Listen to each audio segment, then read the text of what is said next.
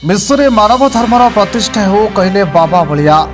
तीर्तोल block Amberi panchayat अरिलो स्थित शिशु अनंत आश्रम परिसर में आश्रमर प्रतिष्ठाता पद्मश्री पूज्य बाबा बलिया तत्वावधान में 55तम चतुर्दशी बेला उद्घाटित हो जाइछि। ए अवसर में विश्व शांति निमित्त विश्व पताका उत्तोलन और सर्वधर्म प्रार्थना सभा अनुष्ठित हो जाइछि। उद्घाटनी उत्सव में बाबा बलिया कहिथिले जे समग्र विश्व में गोटे धर्म होउछि मानविकतार धर्म।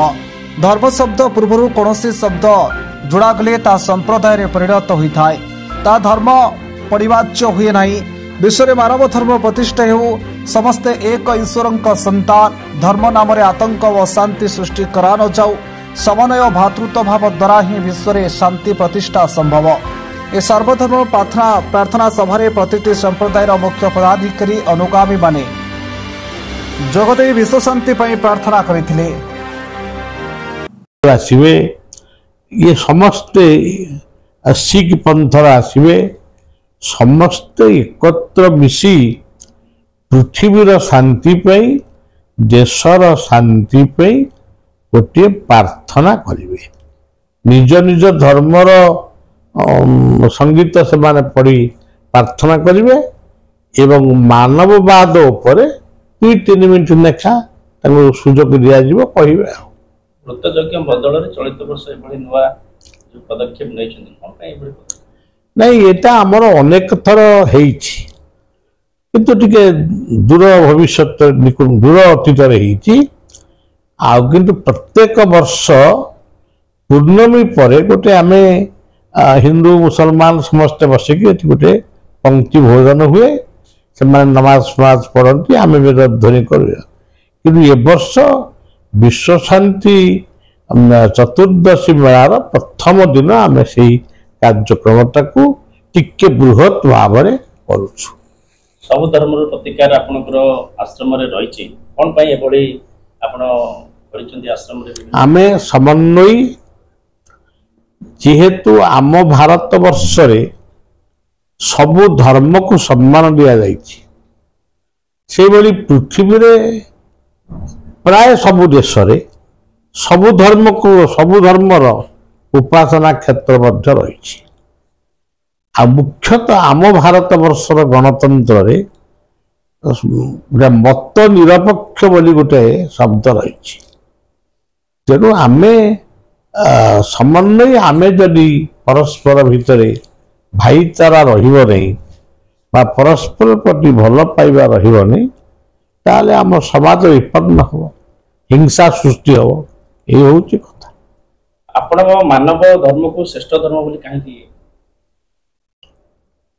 पृथ्वी रे सबु प्रकार जीव अछंती, किंतु केही पुरातन से जहा थिले आज से आछंती, किंतु मानव होची गोटे श्रेष्ठ जीव। सी सब बेले पुराणा को मन रखी पुरी नुआ नुआ उद्भावन करे। आज जो जीव माने लोप पाई जाउछंती, सेमानकु पुणी पुनर्जीवित करने पई बंची रखिबा पई से माने तार माने कार्यक्रम कर चली। पेट्रोल डीजेल आज सरी जाउछि बोली आज सूर्य किरण रे केमती गाड़ी चलिबो, बैटेरी रे केमती चलिबो, सेति पई मध्य से उद्यम करूछि। ये कथा मानव व्यतीत आउ अन्य जीव मान संभव नुहे। युवपीढ़ी मान कौन कह? युवपीढ़ी मान को गोटे कथा मु सब बेले कहे जे कर्म वीर हुआ, वाक्य वीर हुआ ना। ज्ञान को नहीं कर्म कर। अज्ञान अंधार रे पशी निशा मादक खाई जीवन को अल्पायु करना। तृतीय कथा होची परिवार को गोटे स्नेह सदार वैकुंठ रे परिणत कर। जदि परिवार को जदि वैकुंठ न करिवो ताहले समाज बिगड़ी जीवो। तेणु कर्म ज्ञान भक्ति आउ प्रीति परस्पर भितर भल पाइबा रख, पड़ोशी पड़ोशी भितर रख। तेणु ନିଶା ମାଦକ ଆଜି ସମସ୍ତଙ୍କୁ ଅଳପାୟୁଷ କରୁଛି। ଯେତେ ଗଣ୍ଡଗୋଳ ସେଇଥିପାଇଁ ସୃଷ୍ଟି ହେଉଛି। ତେଣୁ ଏହାର ଗୋଟାଏ ନିୟନ୍ତ୍ରଣ ନିହାତି ଦରକାର। ତେଣୁ ପିଲାମାନଙ୍କୁ ଏତିକି କଥା, କର୍ମବୀର ହୁଅନ୍ତୁ, ଜ୍ଞାନୀ।